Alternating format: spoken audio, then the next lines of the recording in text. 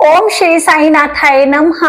आज बाबा की कृपा और बाबा के आशीर्वाद से हम आप सभी साईं भक्तों के समक्ष फिर से प्रस्तुत हो गए हैं। आज बाबा की एक लीला आपको सुनाने जा रहे हैं। वैसे तो श्री सच्चरित्र में बाबा की हर अध्याय में कोई ना कोई लीला छिपी हुई है। बाबा हर एक अध्याय में कोई ना कोई शिक्षा हम लोगों को दे रहे हैं। तो आइए आज अध्याय 15 से आप लोगों को बाबा की एक लीला बताते हैं। नमस्कार, हम कोहिनूर साईं चैनल की तरफ से रानी आप सभी साईं भक्तों का फिर से स्वागत करते हैं। तो बाबा की आज की लीला अध्याय 15 से, श्री सच्चरित्र के अध्याय 15 से ली गई है। ये बाबा की लीला हमको बहुत अच्छी लगती है, तो सोचा आप लोगों के साथ भी ये बाबा की लीला शेयर की जाए। दास गणु जी का नाम तो हम सबने सुना है। दास गणु जी बाबा के अनन्य भक्त थे। दास गणु जी बाबा की लीलाओं का जगह जगह जाके गुणगान किया करते थे। दास गणु जी कीर्तन के माध्यम से, कथा के माध्यम से, अपने भजनों के माध्यम से जगह जगह बाबा की लीलाओं को बताया करते थे, गा गा कर बताया करते थे। उनकी वक्तव्य शैली, उनका बोलने का तरीका इतना अच्छा होता था, इतना प्रभावकारी होता था कि हर भक्त बाबा की लीलाएं सुनता रहता था और कैसे समय बीत जाता था पता ही नहीं चलता था। दास गणु जी बाबा की लीलाओं का हर जगह गुणगान किया करते थे। दास गणु जी क्या करते थे, हर जगह जाते, हर क्षेत्र में जाते, जब भी बाबा की लीलाएं उनको बतानी होती थी भक्तों को, तो बाबा की फोटो आगे रख लेते थे, बाबा का आशीर्वाद लेते थे, बाबा को प्रणाम करते थे। उसके बाद बाबा की लीलाएं कथा के माध्यम से, कीर्तन के माध्यम से गाना शुरू कर देते थे। ऐसे ही एक बार दास गणु जी कोपिनेश्वर मंदिर में बाबा की लीलाओं का गुणगान कर रहे थे। उन्होंने वहां पर भी बाबा की फोटो आगे रखी, बाबा को आशीर्वाद के रूप में बाबा को प्रणाम किया, बाबा से आशीर्वाद लिया।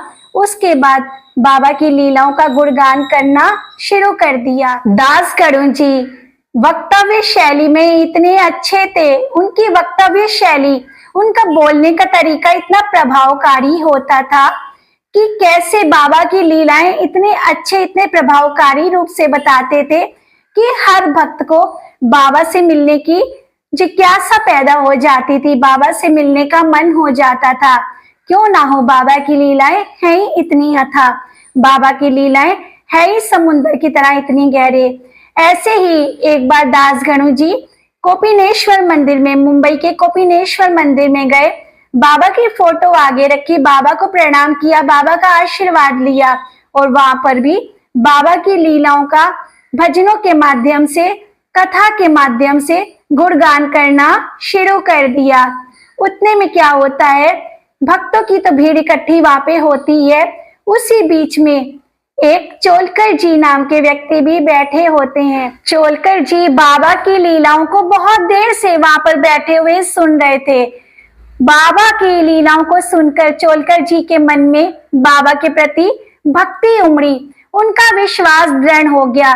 उन्होंने वहां बैठे बैठे ही मन बाबा से प्रार्थना की, संकल्प ले लिया कि बाबा, मैं बहुत गरीब परिवार का व्यक्ति हूँ, अगर मेरी नौकरी पक्की हो गई, मेरी सरकारी नौकरी पक्की हो गई, तो मैं आपके चरणों के दर्शन करने आऊंगा, आपके चरणों के दर्शन करने आऊंगा, वहां पे मिश्री का प्रसाद बांटूंगा।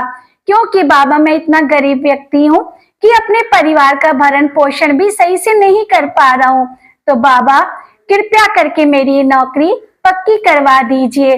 भाग्य ने पलटा खाया, हमारे साईनाथ जी ने उनकी नौकरी, चोलकर जी की जो सरकारी विभाग में थे, उनकी नौकरी पक्की करवा दी।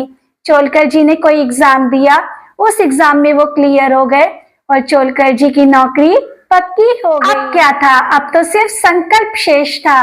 संकल्प बाबा का जो उन्होंने लिया था वो पूरा करना था। लेकिन वो इतने गरीब थे कि बाबा के दर्शन करने जाते तो जाते कैसे। चोलकर जी का परिवार भी इतना बड़ा था कि जब वो भरण पोषण ही नहीं कर पा रहे थे तो बाबा के दर्शन करने कैसे जाते। चोलकर जी ने क्या किया, बाबा के दर्शन करने के लिए सबसे पहले जो उन्होंने अपने फालतू के खर्चे थे वो करने बंद कर दिए। अब चोलकर जी ने सबसे बड़ा काम क्या किया, जो वो चाय पीते थे बिना शक्कर की पीने लग गए, ताकि अपना संकल्प पूरा कर सके, बाबा के चरणों में जाके सर झुका सके, उनका शुक्रिया अदा कर सके, उनको मिश्री का वहां पे प्रसाद बांट सके। चोलकर जी ने बिना शक्कर की चाय पीना शुरू कर दिया। आखिरकार एक दिन वो भी आया जब चोलकर जी बाबा के दर्शन करने के लिए शिरडी में पहुंचे। उन्होंने जब बाबा के दर्शन किए, उन्होंने बाबा के चरणों में नतमस्तक किया, बाबा के चरणों पे नारियल चढ़ाया। बाबा भी उनको देख के प्रसन्न हो गए। चोलकर जी ने बाबा को शुक्रिया अदा किया, उनका धन्यवाद अदा किया कि साईनाथ, आपकी कृपा से ही मेरी जो नौकरी थी पक्की हो गई। चोलकर जी की मेहमान नवाजी करने के लिए वहां पर बापू साहेब जोग भी बाबा के पास बैठे हुए थे। चोलकर जी जब बाबा का धन्यवाद अदा करने लग गए, वहां पर मिश्री का प्रसाद वितरित कर दिया। उसके बाद वो बाबा की आज्ञा लेकर वहां से जाने की अनुमति मांगने लग गए, वहां से जाने लग गए। तो बाबा ने बापू साहेब जोग जी को कहा कि अपने अतिथि को चाय के प्याले में शक्कर अच्छे से घोल के दे देना। वहां पर चोलकर जी जो बैठे हुए थे, उनका दिल द्रवित हो गया। वो मन ही मन सोचने लगे कि मेरी ये बात बिना शक्कर वाली जो चीनी की है, वो बाबा को कैसे पता लगी। यह सुनकर चोलकर जी का हृदय भर आया और वो उनके आंखों से अश्रुधाराएं बहने लगी, क्योंकि बाबा इतने अंतर्यामी थे कि हर साईं भक्त के मन की बात जान लेते थे। तो फिर चोलकर जी कैसे छूट सकते थे। बाबा ने चोलकर जी के मन की बात भी जान ली कि कैसे चोलकर जी बिना शक्कर के चाय पीते थे, बाबा के सिर्फ दर्शन करने के लिए, अपना संकल्प पूरा करने के लिए। यह सुनकर चोलकर जी का हृदय द्रवित हो गया।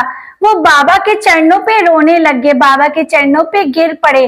वो बाबा का शुक्रिया अदा करने लगे कि साईनाथ कैसे अंतर्यामी है कि हर भक्तों की बात जान लेते हैं। हमारे साईनाथ ने ये सबको कहा हुआ है कि तुम श्रद्धा पूर्वक मेरे आगे हाथ फैलाओगे तो तुम्हारी जो भी इच्छा होगी मैं जरूर पूरा करूंगा। यद्यपि मैं 7 समुंदर पार भी होऊंगा, फिर भी तुम्हारी हर इच्छा पूरी करना मेरा फर्ज है। मैं तुम्हारी हर इच्छा जरूर पूरी करूंगा। साईनाथ ने जैसे चोलकर जी की इच्छा पूरी की, उनकी मन्नत पूरी की, वैसे ही बाबा आप सबकी मन्नतें पूरी करें, आपकी झोली खुशियों से भरे। अनंत कोटि ब्रह्मांड नायक राजाधिराज योगी राज परब्रह्म श्री सच्चिदानंद सद्गुरु साईनाथ महाराज जी की जय।